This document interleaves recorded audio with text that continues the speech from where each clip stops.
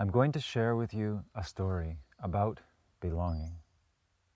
And this is something that's dear to me, that's been a cause of joy and suffering in my life, and perhaps yours as well.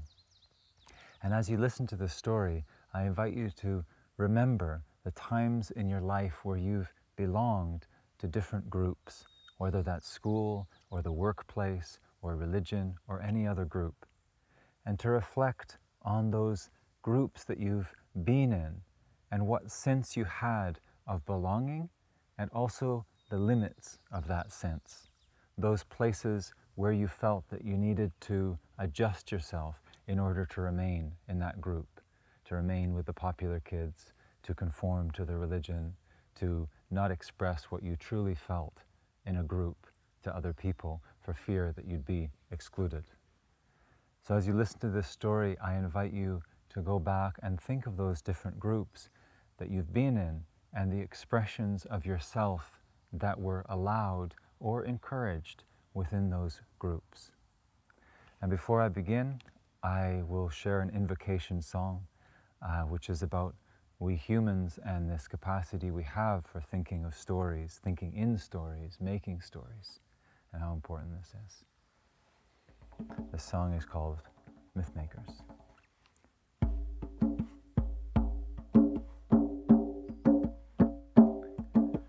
Myth maker, meaning maker, weaving sticks into musical shakers, songs for cosmos, songs for earth, songs for death and songs for birth, in new from old and old from newly known worlds that are ready to sow into streams and skyscrapers, meaning maker, myth maker.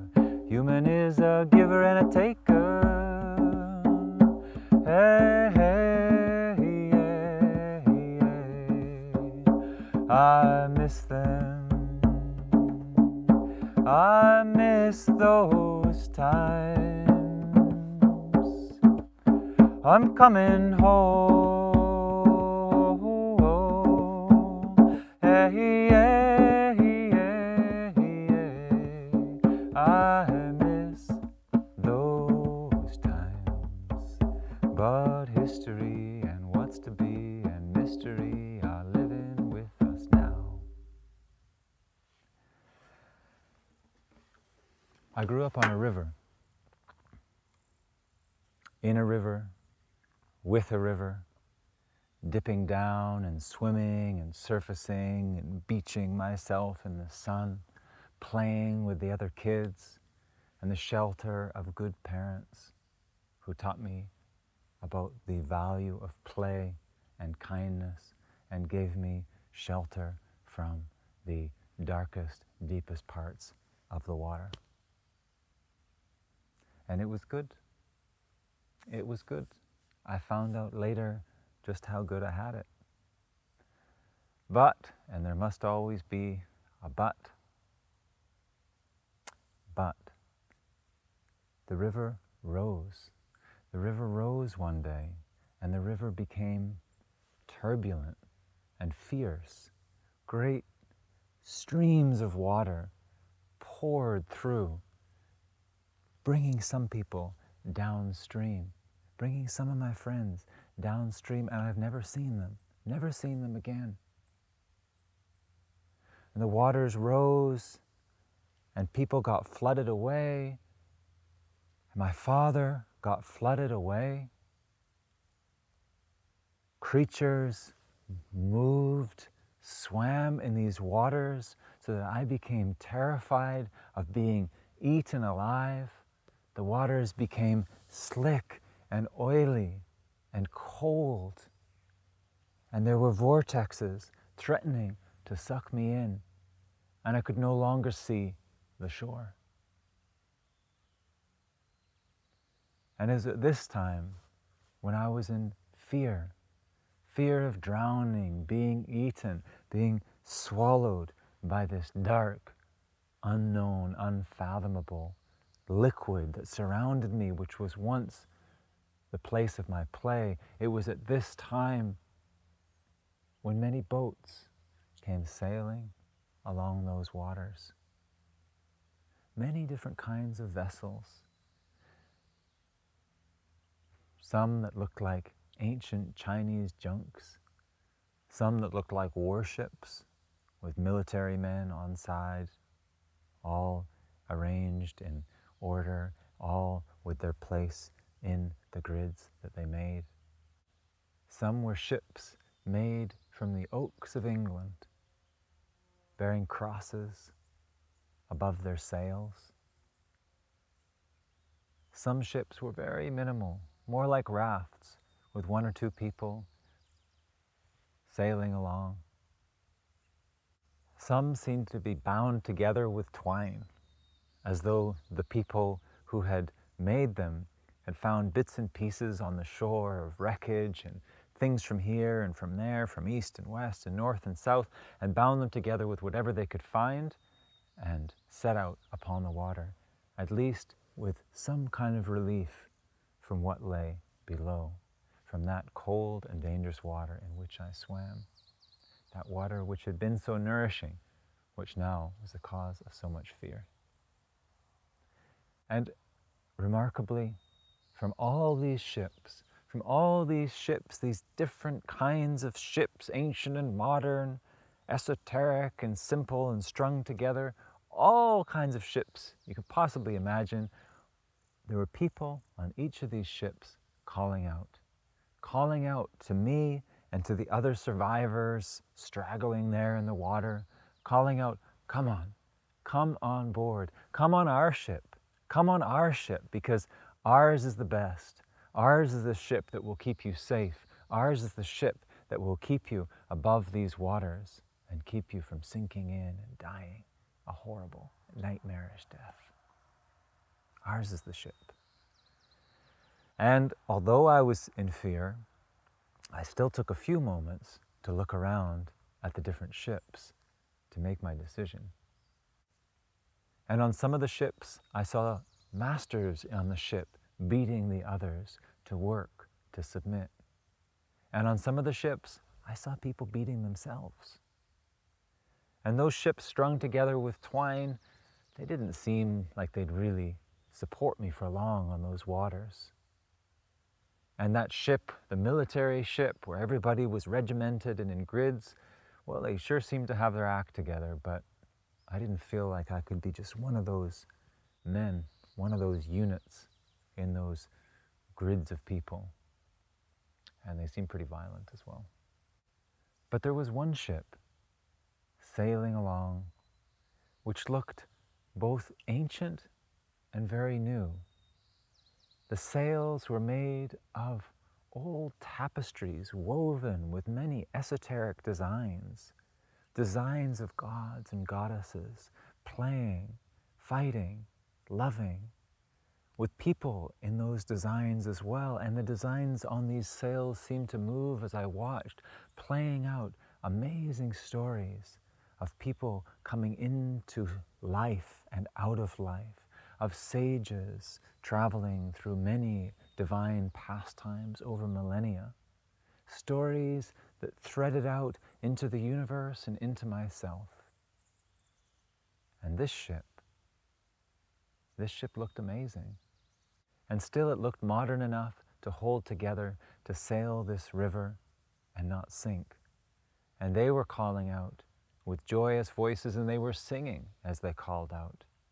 And to me, they seemed both confident and caring. And as they called out, they held different kinds of tasty foods that smelled wonderful, even from where I was, down in the water. And so I climbed aboard. And they welcomed me, and they asked me to sing with them. And I found I was kind of good at it. And we started singing together, and I ate some of their delicious food, rich with butter and semolina and sugar. And I asked them questions about the river and the sky and the other boats, and they had an answer for everything.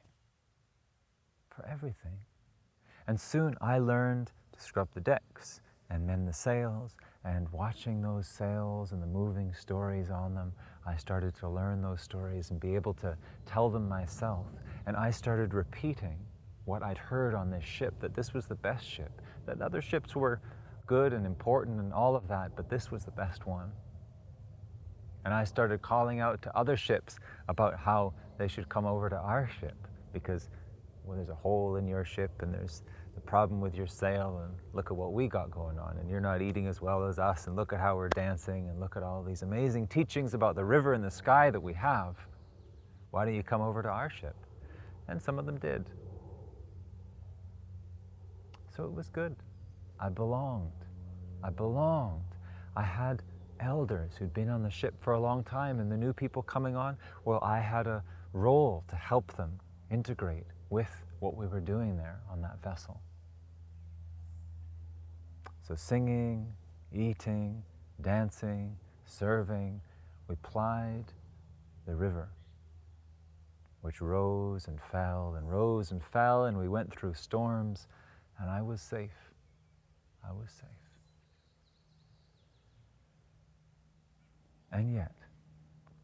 And yet, although we would go on pilgrimage to distant parts of the river and see amazing landscapes and islands, and although we would hear the stories of those places and sing songs connected with those places, and although all that was wonderful and I learned what human culture can be, still, I couldn't help but wonder what was going on some of those other ships.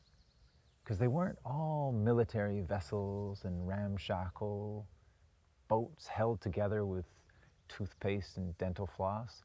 Some of them were pretty amazing too. And actually, time to time, and I didn't even want to think about this at the time when I was seeing it. I didn't want to think too carefully about what it might mean, but sometimes I would see people swimming in the waters. Usually with wetsuits or dry suits or snorkels, but still, they were swimming. But I didn't think about that at the time because the thought of getting back in that water terrified me. However, I was attracted to some of the other boats. And I wondered what they did on those ships. What did they eat? What did they teach? I wondered about this. And so it came to be that I started moonlighting, going down the ladder of our ship, getting in one of the dinghies, the escape vessels, and going over to some of the other ships, tying up my dinghy, climbing up their ladder, and coming in to their welcome and hearing what they had to say. And when I came back to our ship, I think I was maybe noticed because sometimes in the discussions and classes on that ship, I would hear the teacher mention those other ships, how they shouldn't go to those forbidden parts of the river that they did, how they shouldn't eat the things they eat, how their ships were not as good as ours. And yet I kept moonlighting, sliding down to the raft and going to one ship, and then another ship, and another ship. And I didn't stay on those ships, but I couldn't help but think that maybe the parts of the river they went to were not so bad. Maybe the food they ate shouldn't be forbidden. Maybe they had some knowledge about this great river, which after all stretched for miles and miles in different directions that must have come from the mountains and go all the way to the sea. There must be thousands of boats along this river, and after all, they must know things about this river that the people on my ship did not. And if that was the case, then why did the people on my ship forbid us from going to those other places, from sailing on those other ships? And so, although I remained with that ship, that mystical, esoteric ship with the stories in the tapestry of the sails, and although I still found meaning and belonging there, it wasn't the same as before. It wasn't the same. And I think my elders there knew I was going, and I even started to see other people from my ship who would go to the others, and I'd see them there. We'd recognize each other, you know? And I'd see them on our ship. We'd recognize each other. But when we spoke with each other, although we would speak some words of admiration of the food, the teachings, the songs, the places in the river that we've gone on those other ships, although we'd speak some words of admiration, we'd always come back to professing that our ship was the best. Yes, yes, our ship is the best. Ours is the best, it's the best ship. I could sense they didn't want to cross that line and ask these questions. Why? Why do we say not to go to these other places? Why are we forbidding the people, our people, from traveling to some parts of the river? Why? Why do we claim to know more than we do? So this question came. And although I was still with my friends and elders and helping new people, although I didn't get kicked off the ship, thrown into the waters, as you might imagine, some other ships I saw people doing that kind of thing. They ran a harsh ship. But on mine, they didn't toss me into the waters, to the sharks and crocodiles. No, it was a quieter exile than that. A quieter exile than that. An exile of no longer quite belonging. No longer quite belonging. Being among the people who are no longer my people. I am no longer theirs, for I have transgressed what holds that group together. I have gone beyond that container. So while I'm still among them, I no longer belong. No longer belong, and it made me wonder if I ever did really belong. If my whole self was never welcome there, if the inquiries that I would one day live into would not be welcome there, then was it ever belonging? Was it ever belonging?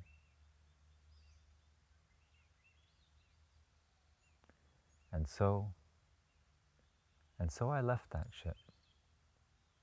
I went down that same ladder toward the dinghy where I'd moonlit so many times on the other vessels. Only this time, I didn't go into the dinghy. I didn't get in.